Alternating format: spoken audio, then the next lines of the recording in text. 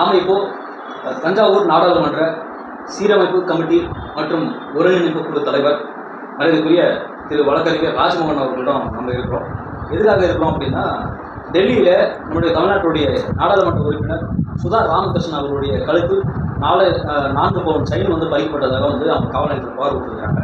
டெல்லியில் ஒரு நாடாளுமன்ற உறுப்பினருக்கு பாதுகாப்பு இல்லை அப்படின்னு சொல்லி நம்மளோட சில விஷயங்கள் நம்ம பகிர்ந்து போகிறாரு. சார் வணக்கம் சார். வணக்கம் சார்.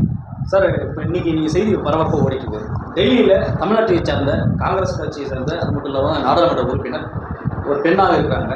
அவங்களுக்கு டெல்லியில் பாஜக ஆளும் கட்சியில் பாதுகாப்பு இல்லை அப்படின்றது இப்போ பரபரப்பாக பேசிட்டு இருக்காங்க. இது பற்றி உங்களுடைய கருத்துக்கள் என்ன சார்? வணக்கம்.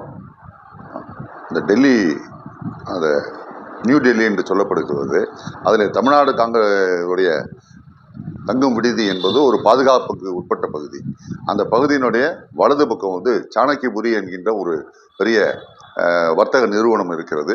இடது பக்கம் அதை சுற்றி பார்த்தீர்கள் என்றால் பல்வேறு மாநிலங்களை சார்ந்த தங்கும் விடுதிகள், அதை தாண்டி பல்வேறு நாட்டை சார்ந்த தூதரகங்கள் இருக்கின்ற ஒரு பகுதி.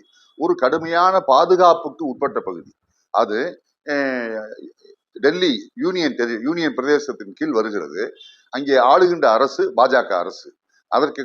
அதையும் தாண்டி அது டெல்லியுடைய உள்ளாட்சி மத்திய அரசுக்கும் கட்டுப்பட்ட ஒரு பகுதியாக இருக்கிறது. அப்படி ஒரு கடுமையான பாதுகாப்பு இருக்கின்ற பகுதியில் காலையில் நடைபயணம் சென்று கொண்டிருக்கின்ற மயிலாடுதுறையை சேர்ந்த காங்கிரஸ் உறுப்பினர் வழக்கறிஞர் சகோதரி சுதா அவருடன் இப்போ சமீபத்தில் தேர்ந்தெடுக்கப்பட்ட திராவிட முன்னேற்ற கழகத்தினுடைய மாநிலங்களவை உறுப்பினர் சல்மா அவர்களும் செல்கிறார்கள். அவர்கள் நடைபயணம் சென்று கொண்டிருக்கும் போது இருசக்கர வாகனத்தில் ஹெல்மெட் அடித்து வந்தவர்கள் அவர்கள் கழுத்திலே இருக்கின்ற செயினை பறித்து கொண்டு சென்று அதை ஓடுகிறார்கள். அவர்கள் கூக்கல் எடுக்கும் போது அங்கே பாதுகாப்புக்கு இருந்த காவல் துறை கூட அதற்கு உடனடியாக அவர்கள் நடவடிக்கை எடுத்திருந்தால் அவர்களை கைது செய்து இருக்க முடியும். அந்த அளவுக்கு அந்த பகுதி மிகவும் மோசமாக இருக்கிறது என்பது மிகவும் வேதனை அளிக்கிறது. ஸோ இதை நாங்கள் வன்மையாக காங்கிரஸ் இயக்கத்தின் சார்பாக, குறிப்பாக தஞ்சை நாடாளுமன்ற ஒருங்கிணைப்பாளர் என்ற முறையில் கடுமையாக என்னுடைய கண்டனத்தை தெரிவித்துக் கொள்கிறேன்.